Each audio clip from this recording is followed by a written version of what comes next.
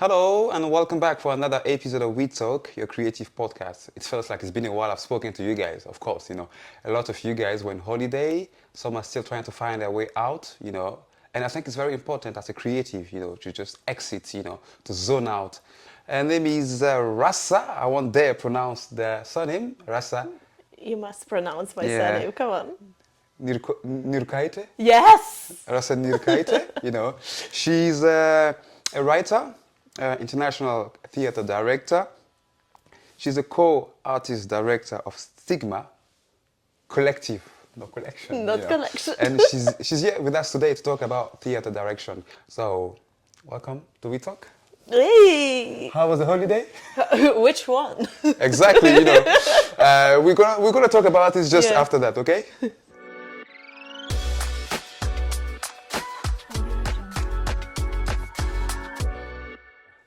Good. So how was the holiday, Rasa? Holiday has been fantastic. Yeah, this year I've been to so many holidays. Okay. And Tell us one. Tell us one. The more inspirational, The best one, I think, this January I spent in Kenya. I visited my friend there. She was from my drama school, so we met in drama school. Okay. And it was great. It was my first time in Africa. Oh. And it's somehow... I don't know how President Ruto, well, he's not the favorite. Welcome to the most beautiful world. No, but it is. Like that, President Ruto, even though, we hate him. But it was very funny when you get your visa, application confirmed, it says, President Ruto's message to humanity, welcome home. We'll definitely talk about it, But before we get deep into the topic, you guys, what we have to do. Have you done it?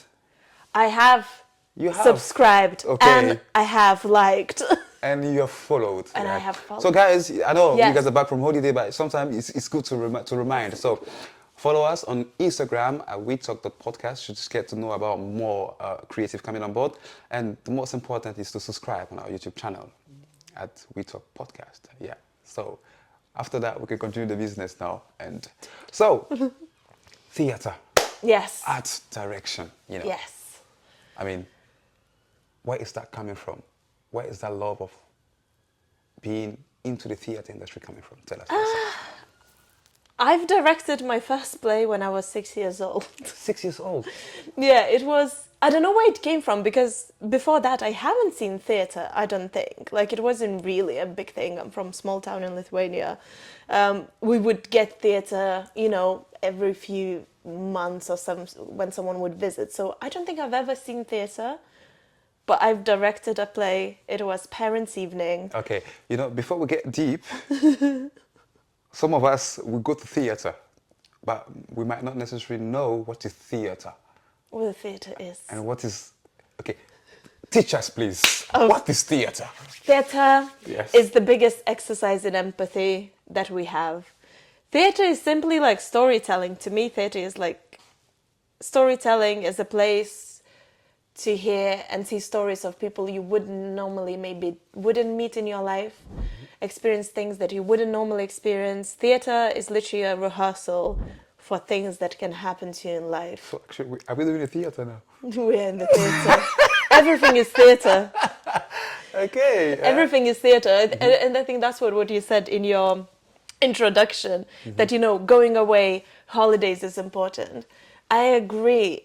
Every single thing you do, as you say, could be theatre. Every single thing you do can fuel your creativity, and you never know when it's going to come back at some point. Definitely. So yeah, everything is theatre. In my world, Right. everything. So you started at 6 years old. Yes. Yeah. Okay. So when you say you started at 6 years old, did you mean that was it under the parent influence, or you just like? No. Because So I want to get that part. yeah. So basically, it was a very difficult moment for me at 6 years old, because there was a parents' evening at school. And we had like 2-3 hours as kids, because like parents were like doing something with the teacher. So I just kind of gathered them around and created this adaptation of Red Riding Hood, but I didn't have like a red cap or anything. So it was okay. Yellow Riding Hood. So I played the lead, of course, and then everyone else, so I directed and performed in it. We Talk Podcast.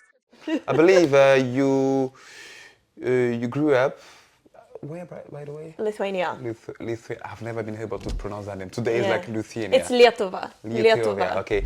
What made you move to London? Uh, in all honesty, it was never planned. I did my master's in theatre directing in Scotland at the Royal Conservatoire of Scotland, Okay. and Scotland is very similar to Lithuania. It's quite small. It's quite cold. People are lovely, but also quite honest. You know, so like it felt very similar. And then we did 3 months. 3 months. We did a month's residency in London at the Globe Theatre. And then I saw the city and I was like, shit. I was like, I fell in love with it.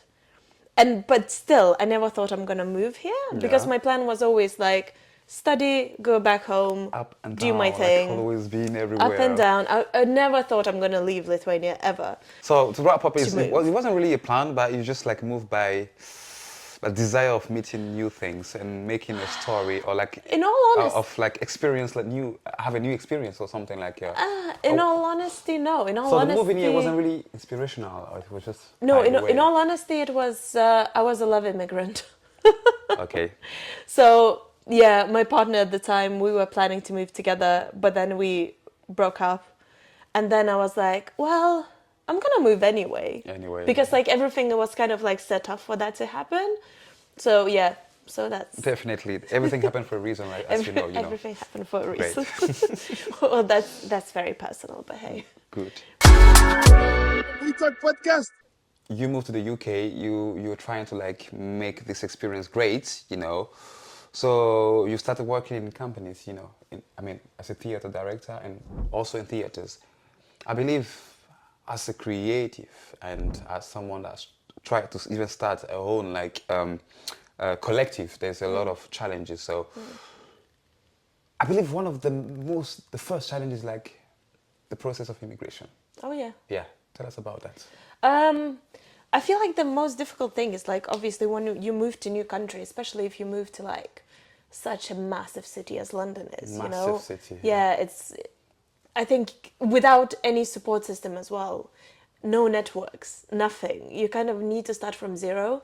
And I think that was the most difficult thing because before moving here, I worked as a producer in opera and ballet theatre in Lithuania. So that came with like prestige, that came with cash, that came, and then you have to literally start from zero, do these, jobs like working front of house, doing like different things like survival jobs, because especially again, if you not only have networks of people or like in the industry, no money, to fall back and like go and explore different, opportunities.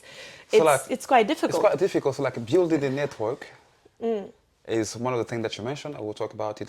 So as an immigrant coming to a country is like something very more important is like building a network and how to sustain the network.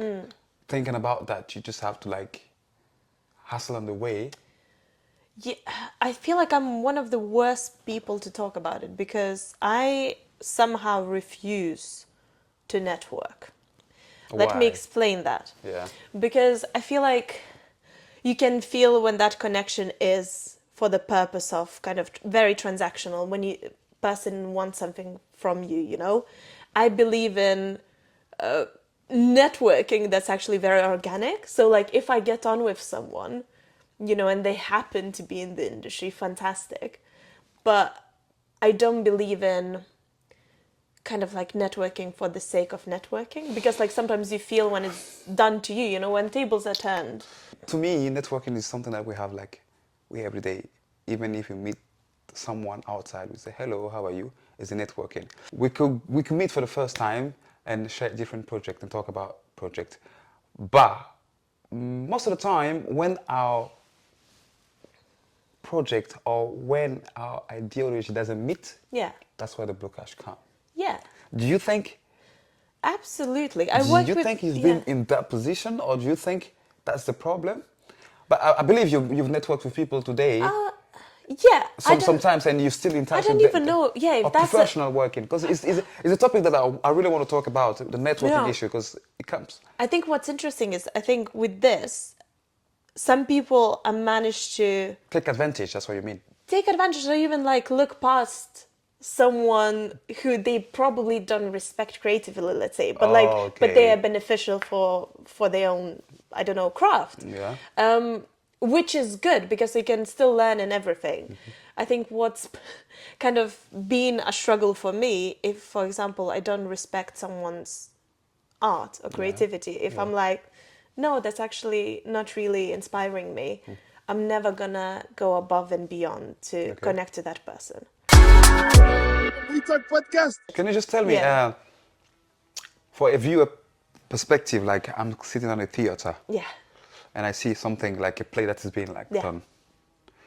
What are the Components. components exactly? Just in the brief words. So you have actors, writer, everything. Tell you me. have writer, Yeah. you have director, Yeah. you have lighting designer, Okay. you have sound designer, you have AV designer, you have automation, you have stage hands, you have light operators, you have Okay. sound department, you have wardrobe, you have Definitely. front of house people working around, Great. you have duty managers, all that. So like there's loads of people working to do one show.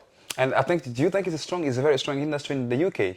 It is. It is. But also, weirdly, like, I think we are so blessed in London that, like, we can't physically see everything that's on because there's so much stuff to see. But the thing is like, again, for what it is and what the industry, how much money the industry brings, there's literally no funding in comparison to Europe. Okay. So we're in kind of like quite a sad situation, meaning now, especially now with cost of living crisis. Again, I'm bringing it down. Theatre, peaks and valleys. With We should just actually figure out to get an episode for that, for a whole theater like no, that. we're gonna go up. I'm gonna make a joke about being something about. Let me cook. No, so it's like, so basically what it means, like new writing now, it's in a very weird. I think this country was so strong with new writing. Like one of the most important playwrights, they come from the UK, in the world. Shakespeare, come on. Of course, Big man. But basically, because of that kind of lack of funding, I think new writing is the first thing to go. And I think I'm mostly working with new writing, and that's a bit scary. Seeing like a lot of theaters taking a step back from new and maybe risky work, which is like, this is what we're doing. It's called Stigma Collective. So it's not going to be necessarily like super comfortable. It's going to be fun. It's going to be entertaining. Okay, the Stigma Collective have a purpose, like a program. Like, just tell us briefly about that. Yes. So I think our main goal is to kind of like, explore the gray areas of the human condition. Okay. So questions that are kind of teetering onto being like on the verge of, they are not necessarily going to be uncomfortable. We never spell out what the question necessarily is. We never show, oh, this is the answer to this question. We Okay. just kind of show a different perspective of what it is. Okay, and you guys, are you doing collaboration with like? Yeah, so we have like, me and Rosa are kind of two co-creators that we're always there. Okay. And then for every project we just invite different people. So we don't have like a massive core team that we never work with same actors. We always Definitely. invite different actors, different I hope I will composers. be recruited one day. Yes, well, we'll see. Hopefully. Hopefully, We'll you see. have, When you the have casting- loads of potential. Oh, really? When the castings are on, we will just figure it out. My people will speak to you. Yeah. We Talk Podcast. As a last word, I mean, we're all working in the creativity. We've got challenges, we've got a lot of things to speak about. But, unfortunately, we won't have the whole time, but we can have another episode. But what's little advice through your experience that you can give to your fellow theaters, director or theater lovers? Yeah, I think to all theatre makers, I think the most important reason is to reconnect with why. Within yourself. Why are you doing theatre? Why do you need to do theatre? Why your whole being is like, yes, I need to create. Because it has to start with that why. And once you have it, then all these practicalities of, I don't know if I have collaborators. I don't know if I know enough artistic directors or programmers within the industry. that doesn't really matter as much. Okay. Once you have real why, once you know why you're creating something, why is it important, why here, why now, why other people need to see it. When there's this excitement of sharing a story with others, I think all of the things don't matter as much. You'll find the way. Great. That was my experience shared with Rasa Niurkaite. Niurkaite. Niurkaite. You know, it's because I haven't written it here. So it was a great pleasure to have you. You know, on top of in between your holidays, I needed just to run after you to catch you. But you know, it's very important. Like I summarize everything. You know, every creativity is a hustle, but it's a beauty. There's a beauty story in it. You know, and I think I come back on the fact that it's very important to zone out, to go out, to get more inspirational for this in this creativity world. And it was a pleasure. And I hope the buckets is full of collection. And now you know what the last word is, has to be. Now it's time for what? It's time for collection. It's time for collection. Like and subscribe. We talk.